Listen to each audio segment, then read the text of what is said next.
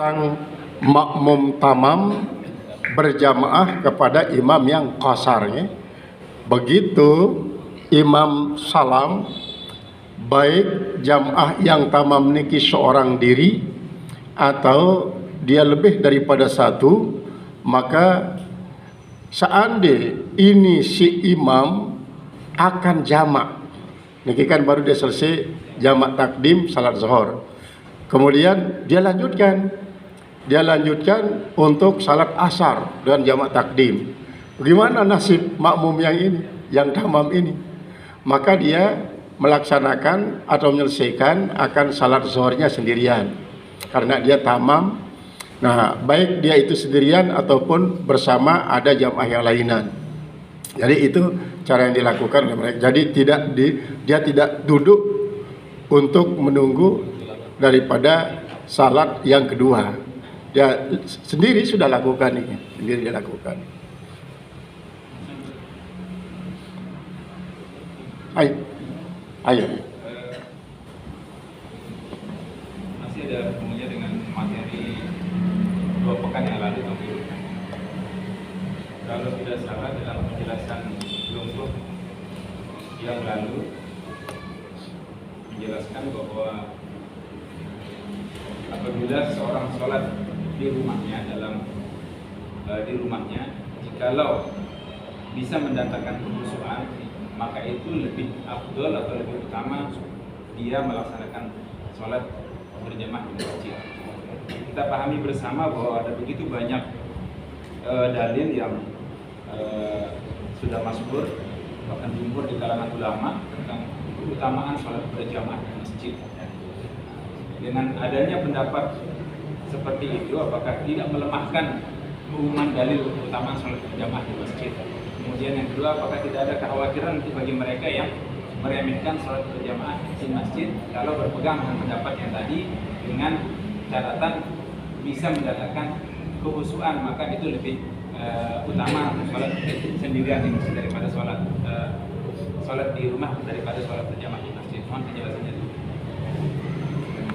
Insya Allah tidak akan sampai mengalahkan jamaah. Artinya ini kan orang yang termasuk secara bahasa kita terkecuali ya, artinya tidak lumrah begitu.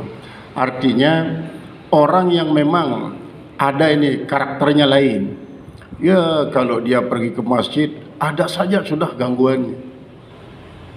Setiap kali dia coba untuk melatih diri untuk bisa khusyuk atau sunyi daripada permasalahan ketika dia di masjid berjamaah, dan tidak bisa. Tapi coba dia latih, dia lihat dirinya salat sendirian di rumah khusyuk. Oh, kalau begini, pertama kalau saya pergi mungkin akan mengganggu jamaah. Yang kedua, saya sendiri tidak akan bisa khusyuk.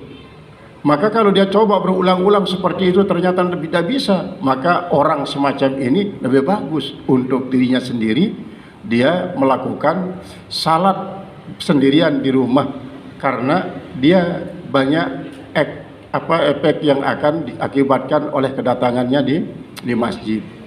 Dan dengan demikian ya insya Allah tidak akan membuat orang lain menjadi lemah karena dia merupakan sifat sangat pribadi sendiri, sangat pribadi, dan itu tidak banyak orangnya. Itu jadi yang disebutkan dalam kitab inilah orang yang terkecualikan ya, bukan secara umum dia mengatakan bahwa siapapun yang bisa khusyuk salat sendirian maka lebih baik dia salat sendirian di rumah saja, tidak perlu dia akan pergi ke masjid. Artinya lebih afdal dia di rumah saja daripada dia akan ke masjid. Nah kemudian kalau terjadi orang semacam itu, misalnya apa? Kita harus berikan masukan, kita harus berikan pencerahan, latihan sajalah, nanti saya dampingi. Artinya begini, apa yang menyebabkan tuan misalnya kalau datang ke masjid itu tidak bisa khusyuk? Apa yang menyebabkannya? Itu berarti itu bisa termasuk dikatakan salah satu penyakit yang ditemui secara pribadi. Itu terkecualikan ini ya. Jadi tidak, insya Allah tidak akan membuat jamaah menjadi terganggu di masjid. Tidak, dan juga orang ini dia tidak akan meremehkan salat berjamaah di masjid, tetap dia.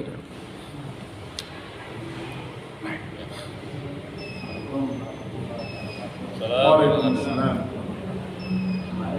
Terjadi pada diri saya sendiri waktu tanggal akhir bulan Ramadan.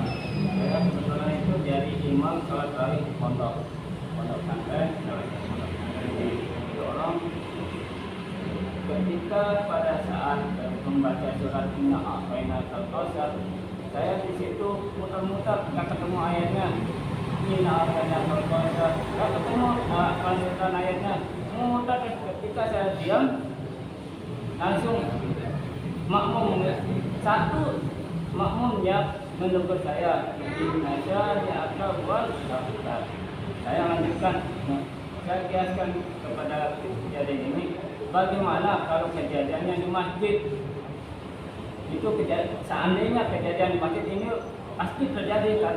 Karena terulang, contohnya pada membaca surat Al-Ikhlas, dia nggak ketemu ayatnya ini, kelanjutannya berulang-ulang, sehingga yang mendengar itu banyak sekali. Nah, apakah batal seseorang makmum ini menegur imam padahal tidak memiliki syarat ilmunya? Ilmunya untuk menegur imam. Itu yang pertama, pertanyaan yang pertama. Pertanyaan kedua, seandainya itu terjadi pada sholat Jumat, membaca surat pendek, tidak ketemu ayatnya, lalu kebanyakan makmum yang menegur, bahkan itu kurang standarisasi makmum. Itu saat sholat Jumat 40 orang, bahkan kurang, bahkan sah sholat Jumatnya. Sekian. Memang kalau menegur ini kan harus niatnya zikir, niat zikir, bukan i'lam, bukan memberitahukan, tapi i'lam. Nah inilah kadang-kadang perlu pikul menegur lah. Artinya harus dia tahu bahwa menegur itu harus niatnya adalah zikir, bukan i'lam. Maka otomatis kalau dia misalnya menegur dengan niat adalah memberitahu, batallah sholatnya yang menegur itu. Ini menurut kajian daripada para ulama fikih tentang masalah fiqh zikri dan fiqh i'lam. Sehingga kalau misalnya terjadi pada salat Jumat semacam itu, sementara pas-pasan 40 mukimnya 40 saja dengan makmum 39, kemudian satu imam 40, maka nanti satu saja yang i'lam dalam menegur itu, berarti yang satu dibatal. Dengan demikian tidak diiktibar Jumat tersebut dengan sebab yang satu ini. Karena apa? Misalnya pada waktu akhir misalnya dia akan salam, sebenarnya nih akan salam lagi sedikit saja ya salam, nanti ada yang nyeleneh daripada makmum, apakah dia itu sungguh-sungguh untuk memberitahukan dengan kata caranya sendiri tapi tidak berniat zikir, maka si makmum yang menegur dengan cara macam itu batal sholat Jumatnya, maka yang lain pun tidak diiktibar Jumat. Nah kalau misalnya seperti itu, ternyata yang satu ini hilang begitu selesai, maka yang lain sebanyak 39 orang ini iadah salat zuhur. Nah kemudian artinya begini, kalau kita tidak bisa untuk menemukan sambungan daripada ayat, hanya sambil situ langsung sudah takbiratul intiqal untuk ruku, walaupun tidak selesai ayat suratnya. Karena saya sendiri sering juga begitu, kalau ternyata mau ulang-ulangin tidak bisa, langsung sudah ruku, langsung ruku. Ini untuk mengantisipasi kemungkinan daripada jamaah yang seperti tadi akan memberikan teguran tapi tidak tahu caranya menegur. Nah, dia mau subhanallah misalnya, subhanallah, atau kalau yang lain misalnya kesekeliruan yang lain, tapi dia niat untuk menegur i'lam, maka yang menegur ini batal sholatnya. Maka oleh sebab itu niatnya harus zikir. Nah, zikir ya. Jadi nas maaf lagi.